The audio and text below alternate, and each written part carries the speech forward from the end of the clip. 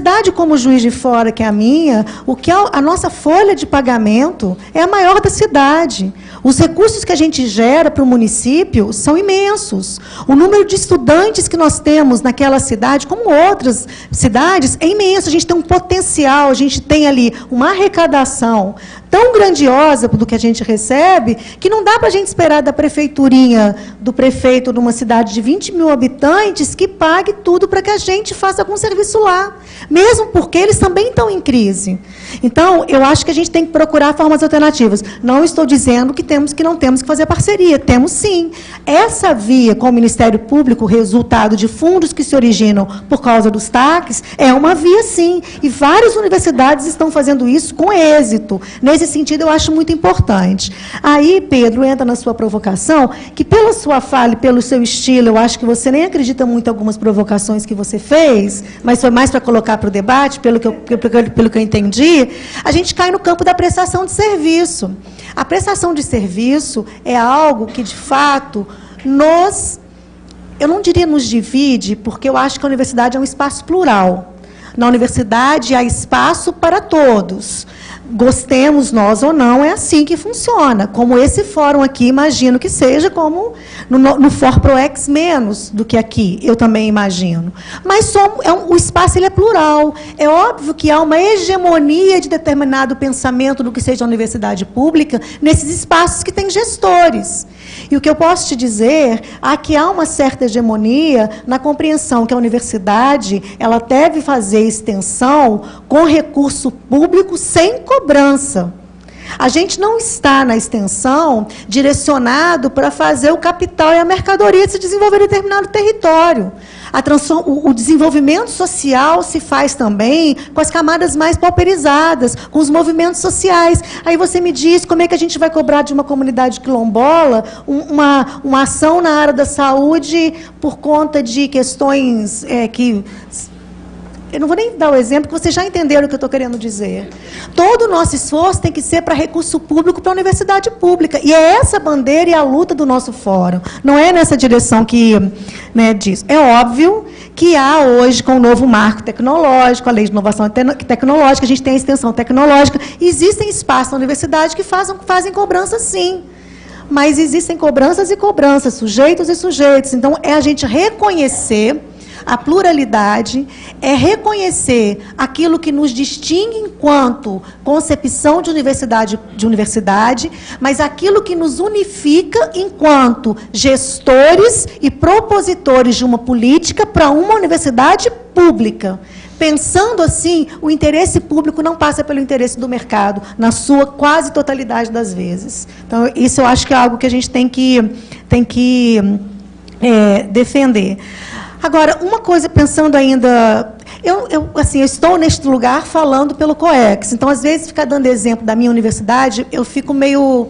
Eu acho, porque existem experiências muito mais grandiosas do que a minha própria universidade. Mas, por exemplo, numa última que nós fizemos agora, a Fundação de Apoio, a partir de recurso que ela não é de superavitário, repassou, lá a Fundação de Apoio abriu um edital, onde nós fizemos um levantamento dos projetos, quais eram as necessidades do projeto, a Fundação abriu um edital e os coordenadores de projetos concorreram ao edital na Fundação.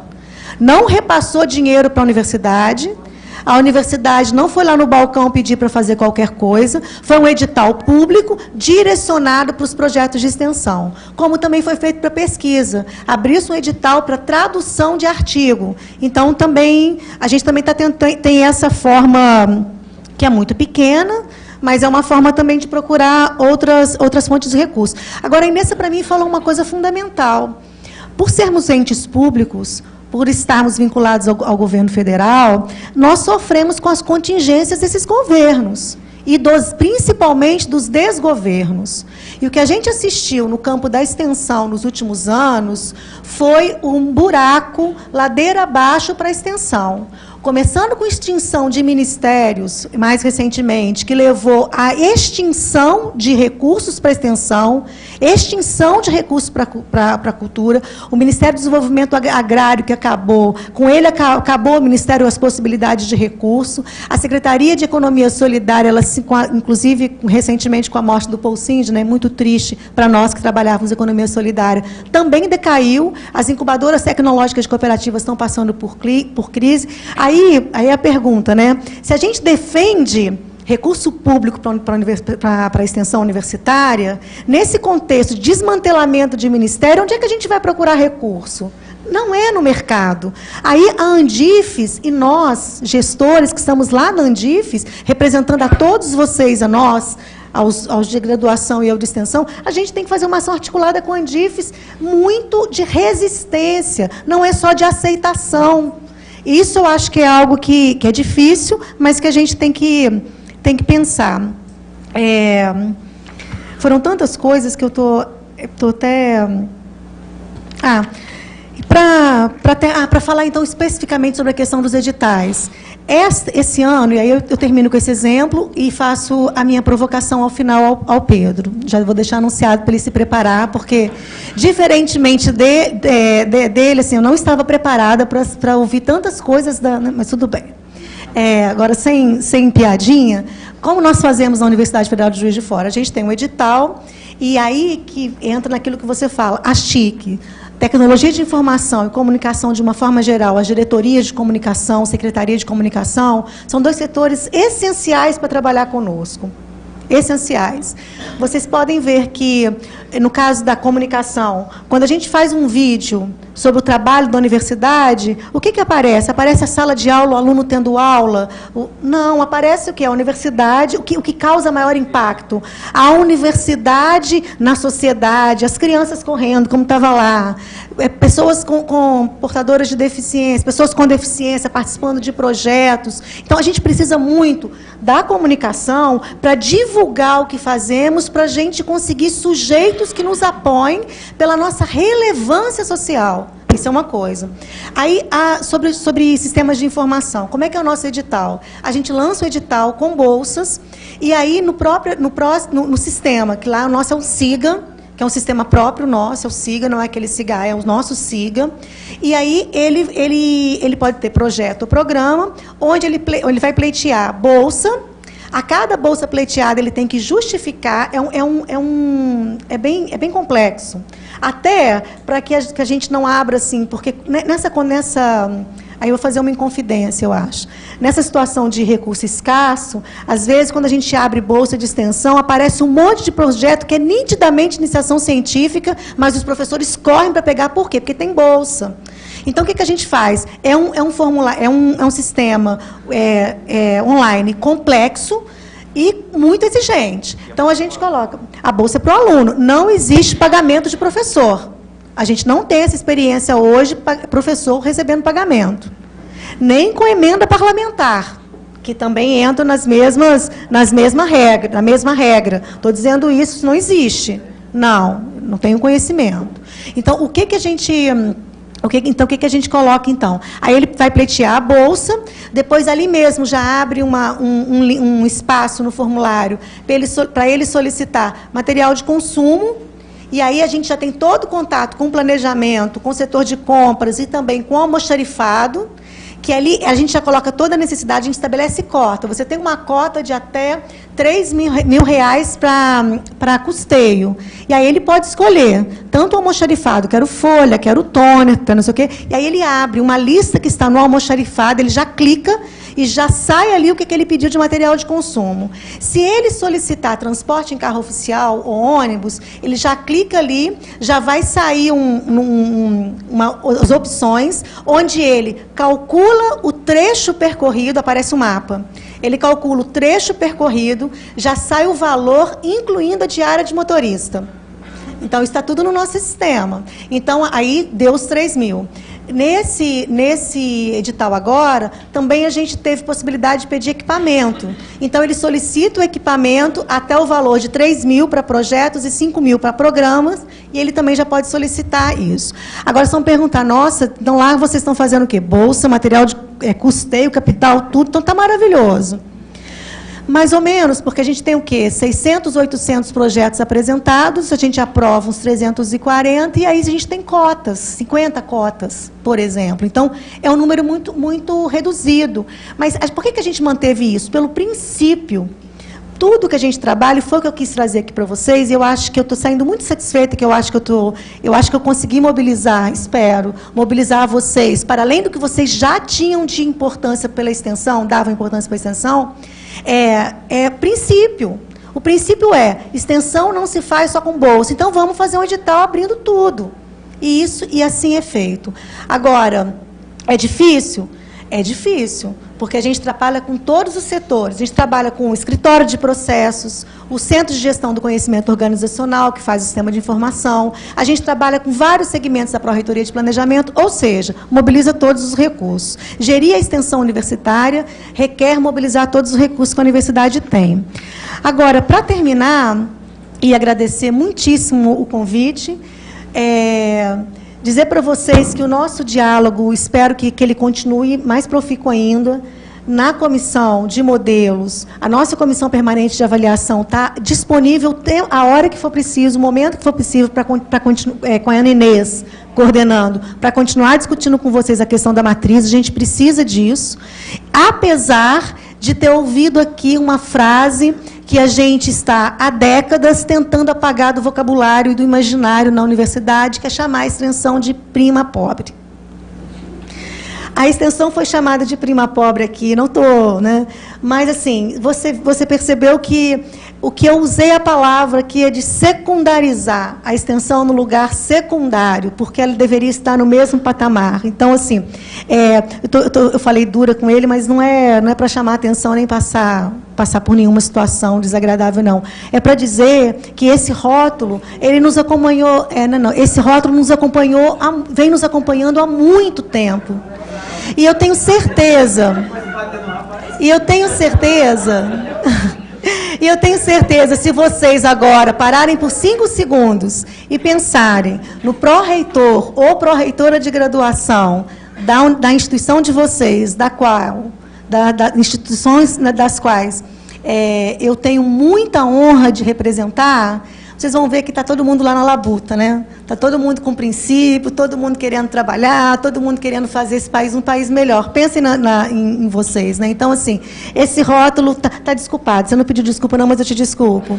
Porque esse rótulo, ele já está superado.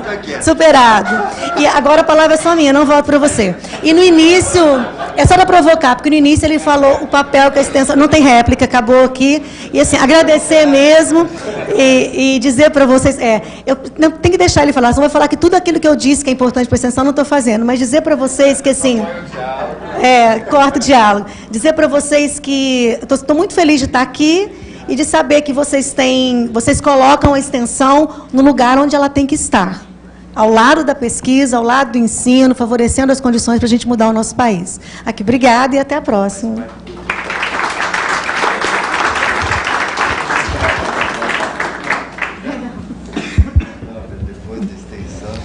Bom, dizer que o Pedro, né, tinha falado sobre a questão se o PNE está válido ou não, né? Eu até fui abrir ali no celular, porque eu tinha recebido agora, na hora que eu estava aqui no coffee break, nós estávamos aí, eu tinha recebido no WhatsApp, um colega me mandou uma notícia lá, que saiu hoje, porque o INEP hoje anunciou o relatório de avaliação dos últimos 2 anos sobre o PNE. Então, é a notícia quente, né?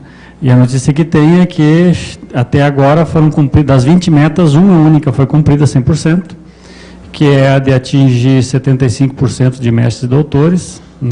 Então, isso está cumprido, até porque estava já ali muito próximo do limite no início. E as outras 19 né, estão todas estagnadas. É isso que, inclusive, está aparecendo na mídia, nas análises que tem sobre o relatório publicado pelo INEP hoje. Então, principalmente para nós aqui, a 20. Principalmente a 20. Que é o 10%. Que é os 10%, exatamente. Então, assim, as análises que estão sendo feitas na imprensa sobre esse relatório é exatamente isso, né, de que o PNE possivelmente não será cumprido, né, e mais do que isso, não será observado, né, não tem sido, inclusive, observado. Embora seja lei, né, mas é um plano e, portanto, um plano, se pode usar a ideia de que um plano precisa ser cumprido, né, então é isso que está posto, infelizmente.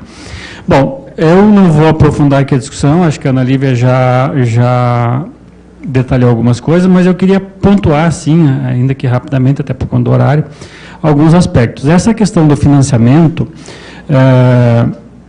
da extensão, reafirmar aqui, sim, que também entendo que tem que estar na matriz, né, embora, como fiz na minha primeira fala, que nesse momento a luta é muito mais para ampliar o bolo, né, de como dividi-lo, mas evidentemente que tem que estar na matriz e precisamos incluir outras coisas ali, inclusive. Bom, mas para além do bolo de financiamento público, evidentemente que há outras alternativas. E aqui não estou fazendo uma defesa de posição, mas de fato me propondo ao debate sobre essa questão levantada pelo Pedro, e que tem a ver com o marco da ciência e tecnologia. O que me preocupa nesta possibilidade, que não é exatamente exclusivamente a questão da prestação de serviço, mas de fato é as parcerias, né? E aqui as parcerias da universidade pública com a iniciativa privada, como possibilidade de financiamento, é acontecer a nossa experiência de não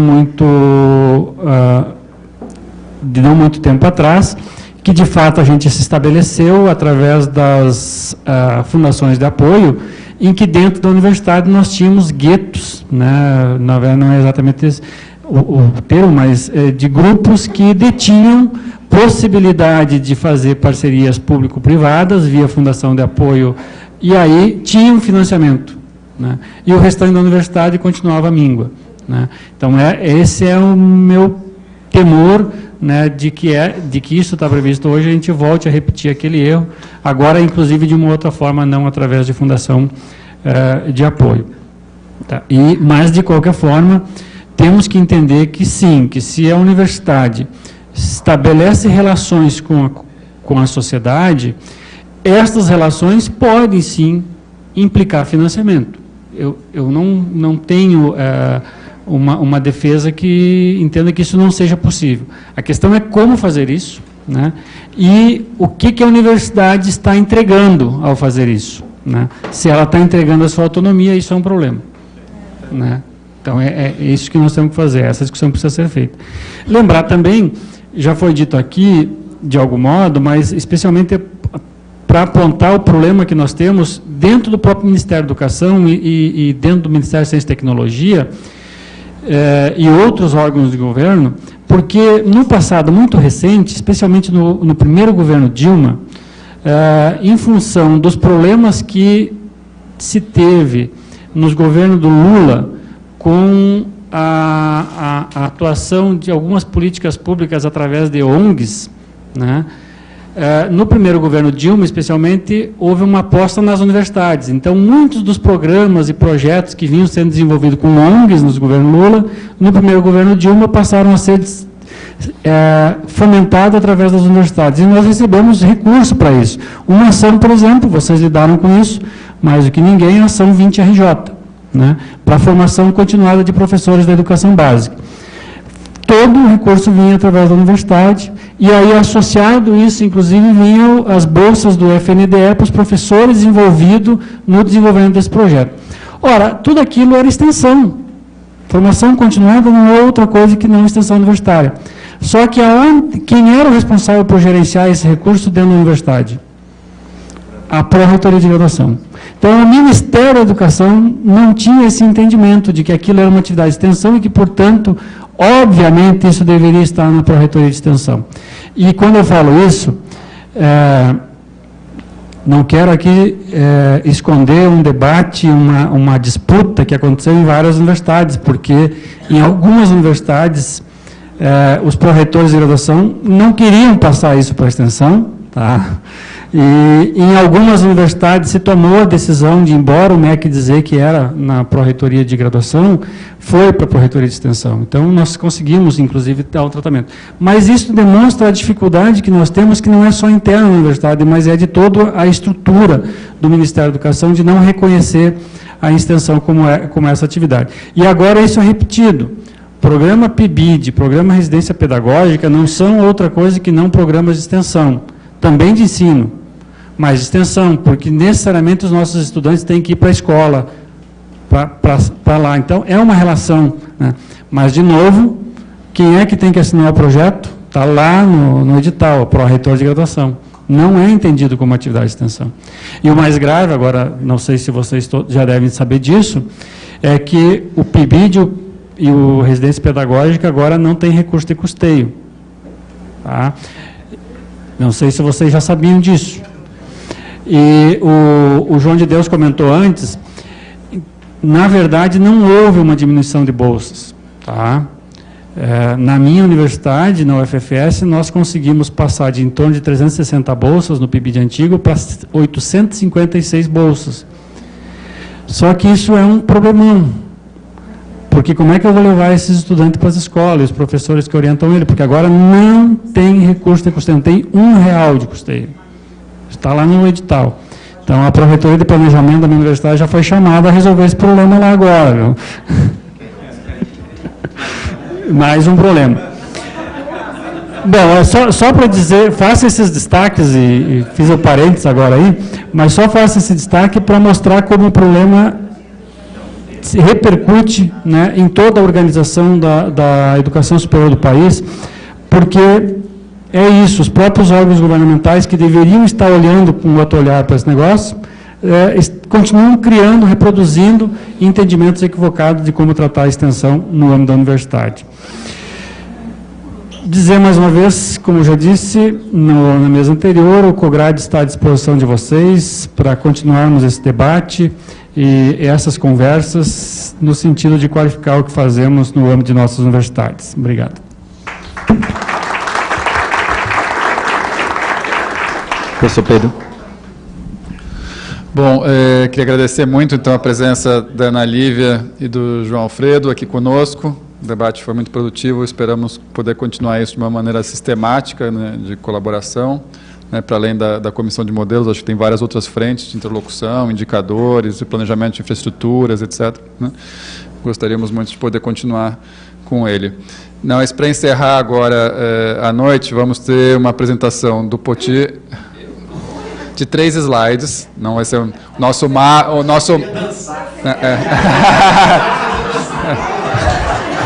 pode ser a apresentação. Vai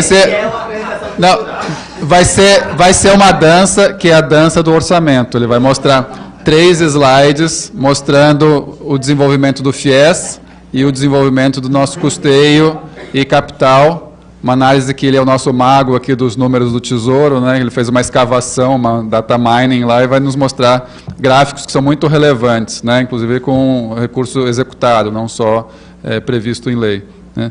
E depois você vai passar, o Tiago vai passar o vídeo do Potizinho, falando sobre o orçamento, que é o bonequinho, né? Que a gente não conseguiu conectar antes. Então... Bom, boa tarde. Boa tarde. Eu não vou dançar. Eu estou com as costas doendo aqui, viu? Não dá para... Eu vou tentar... deixa eu só abrir aqui. São dados... Só um instante. Bom, esses são dados que eu extraí do Tesouro Gerencial, né? Que a Regional Sudeste me chamou para uma participação na reunião da Regional Sudeste. O slide ele mudou um pouco a cor, mas enfim. Para falar sobre a LDO. Não foi? O pessoal me chamou para falar sobre a LDO 2019. E obrigado, Tiago. Eu estou com o mouse aqui. Na apresentação eu digo, eu vou pegar os dados históricos de todos os orçamentos. Peguei e fiz uma extração disso no Tesouro Gerencial Opa, aqui. E tentei organizar, né? Só para que a gente entenda aqui, isso aqui é o Power BI, né? Eu acho que algumas pessoas que eu converso aqui no Forplad já têm utilizado o Power BI. Eu estou migrando do Excel, não estou mais usando o Excel, estou indo para o Power BI, porque a gente consegue integrar todas as bases. Então, aqui, o que é que tem nesses dados, né? Vocês estão vendo aqui, não está dando, está bem clarinho. Eu vou ler aqui um pouquinho mais perto. Eu agrupei as unidades orçamentárias para a gente poder comparar cada um dos órgãos, né? Aí eu fiz, claro que isso aqui é uma brincadeira, mas muito séria.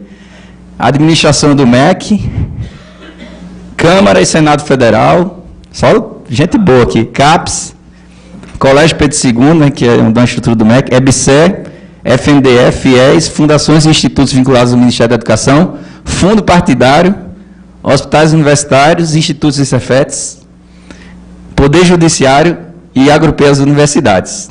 Tá?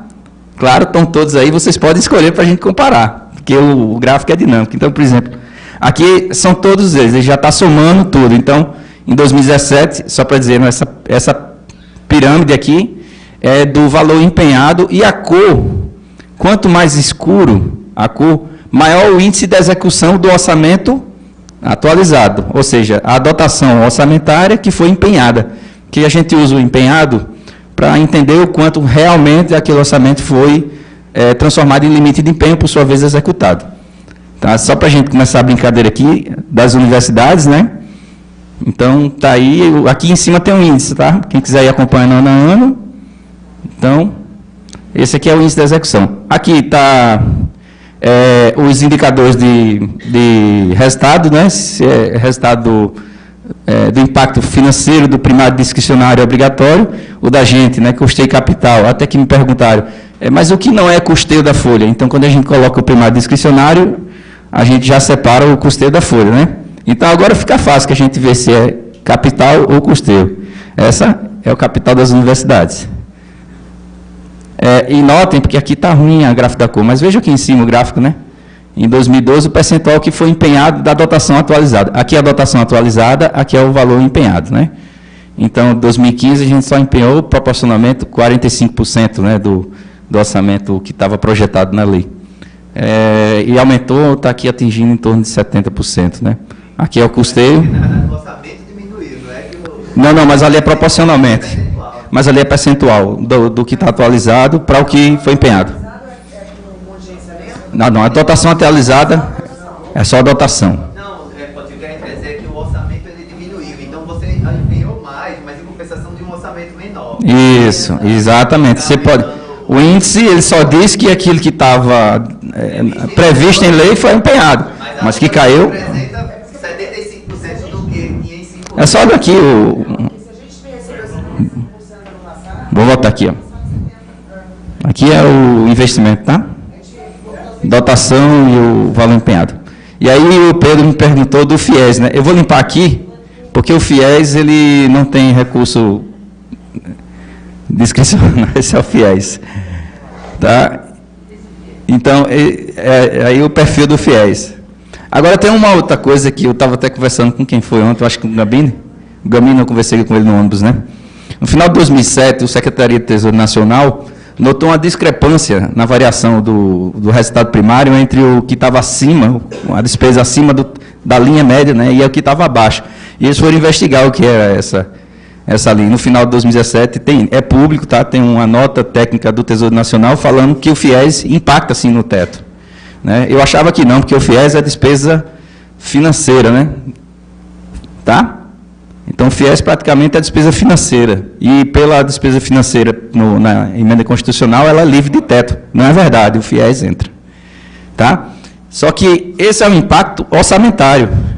É o que está previsto na Lei Orçamentária Anual da União. Só que tinha outro impacto, que era justamente esse impacto que mudava a discrepância, que estava dando essa discrepância, que é o impacto por dentro do FIES, aquilo que ele tem financiado e aquilo que o Tesouro tem que entrar para pagar a dívida que não foi cumprida, o contrato, enfim. Então, o impacto em 2017, salvo engano, era de 32 bilhões de reais do FIES. Então, o impacto dele no teto, que o membro da gente tem, as universidades todas impactam em... Deixa eu voltar aqui, só limpar. Viram que esse painel é dinâmico, né? Você sai clicando aqui e sai de tudo. As universidades hoje importam 46 bilhões de reais, levando em consideração a despesa de pessoal. Então, quase que em 2017, 32 bilhões do FIES é o orçamento pouco das universidades federais. Eu não quero ficar aqui fazendo discussão sobre essa comparação. Deixa aí para a imprensa, saiu hoje, né? O cara é bom de negócio e horrível de educação superior, né? Mas ele disse que não vale a pena, né?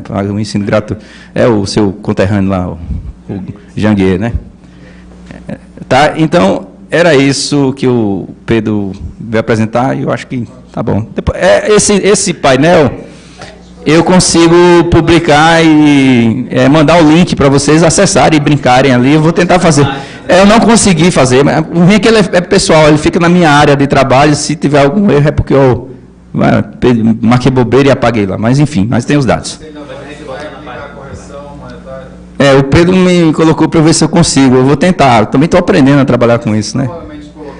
Correção, isso aí é menor, gente.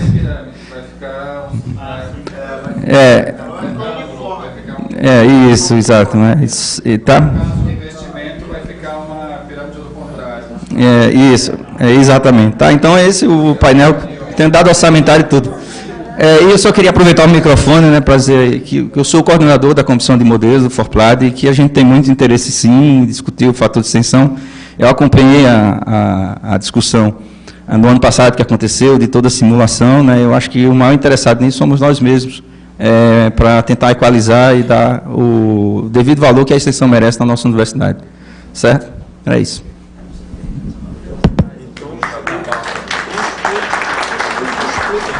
Então, vou passar o vídeo, tá? Mas vou passar o vídeo, mas a gente já quer agradecer a participação do COEX no evento, também do COGRAD, falar que vocês são muito bem-vindos e que a gente espera que essa relação, essa parceria, ela aconteça inúmeras outras vezes e isso vai fortalecer muito a nossa universidade pública, gratuita e de qualidade. Vou passar aqui rapidamente que eu fiquei devendo no período da manhã. Já foi caracterizado como vídeo do Potezinho, tá? Não sei porquê, viu, Potinho? Mas, brincadeira à parte, é o seguinte, aproveitar o COGRAD aqui para dizer que a matriz orçamentária ela é fundamental, mas entender a relação, ela precisa ser divulgada dentro das nossas universidades, ela não é uma estrutura para os pró-reitores de planejamento, pelo contrário, ela é uma fonte muito importante de informação para os alunos, para os professores, entender que o papel do professor em buscar a melhoria do indicador da matriz, conclusão de curso, por exemplo, diminuição de retenção, isso é fundamental porque isso gera mais recurso para que a universidade possa desenvolver ainda mais atividades na área. Então, a gente está criando uma série de vídeos.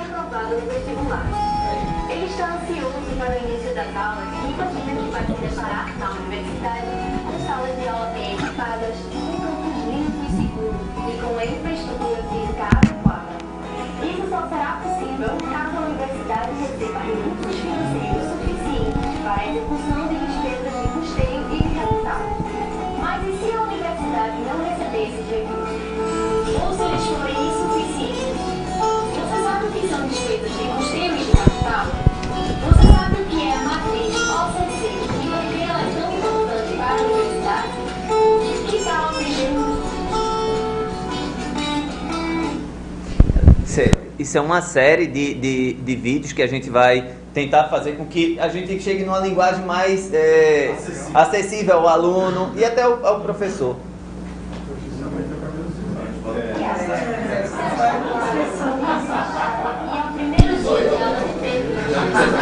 Peraí, deixa eu voltar aqui. Hoje é um dia especial. O céu está claro, o dia ensolarado e é o primeiro dia de aula de Pedro na universidade. Ele já percebeu que a universidade é um local limpo e seguro. A sala tem os materiais necessários para o professor dar a sua aula. São climatizadas, possui equipamento de projeção, mesas e cadeiras novas. É um ambiente agradável. Já a Carol é aluna do curso de Medicina e está no programa de residência médica do Hospital Escola da Universidade. Para atender os pacientes, ela necessita de equipamentos. como máquina de raio-x, ressonância magnética, além de materiais como luvas, remédios, esparadrapo e seringa. E aí, pessoal, e se a universidade não recebesse recursos para despesas de custeio? Faltariam serviços de limpeza e segurança. Poderiam faltar os materiais essenciais utilizados nas aulas. Carol ficaria sem os recursos necessários para realizar os seus atendimentos e até o fornecimento de energia elétrica poderia ser comprometido. Tá vendo, Carol? Até a máquina de raio-x pode parar de funcionar. E se não recebesse recursos para despesas de capital? Faltariam mesas, cadeiras, lousas e equipamentos como ar-condicionado e data show. E aí, pessoal, perceberam como os recursos de custeio e capital são importantes? E que sem eles as atividades básicas do dia a dia seriam comprometidas? E você, sabe o que são recursos de custeio e capital? Recursos de custeio são aqueles aplicados nas despesas como contratos de prestação de serviços como limpeza e conservação, vigilância, energia elétrica, água e esgoto, aquisição de materiais de consumo, diárias, passagens e bolsas e benefícios aos estudantes. Já os recursos de capital são aqueles aplicados no patrimônio e que são incorporados à universidade, tais como os recursos destinados à realização de obras e construções e aquisição de equipamentos e materiais permanentes. No próximo vídeo, vamos ver como parte dos recursos de custeio e capital são distribuídos entre as instituições de ensino superior brasileiras. Até já! E aí a gente no próximo... Vamos começar a ensinar mais desde o prezinho.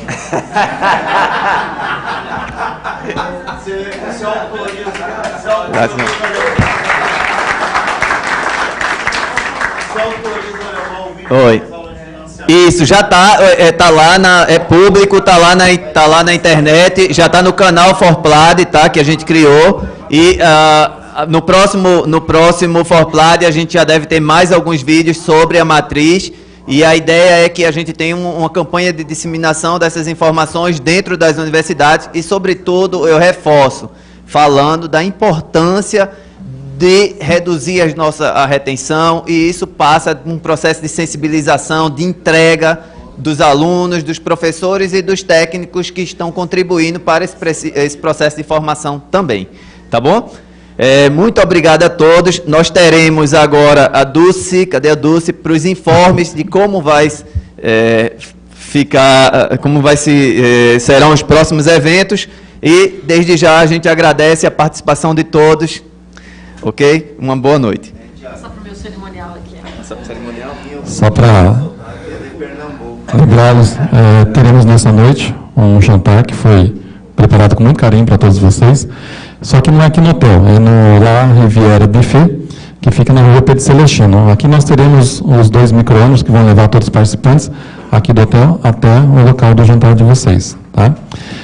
Com a saída a partir das 19h30. Como a gente está um pouquinho, né, atrasou um pouquinho mais, vamos colocar mais uns 15 minutinhos. Então, 15 para as 8, ele vai estar aguardando todos vocês aqui na entrada do hotel, tá? Para poder levá-los até o buffet. Dulce.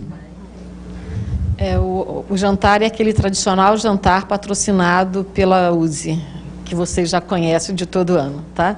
Então, bom descanso ou bom banho para daqui a pouco, né? Até das 7h30, gente. Pessoal, mais uma vez, muito obrigado a todos, boa noite, e retornaremos amanhã, tá? A partir das 8 horas da manhã.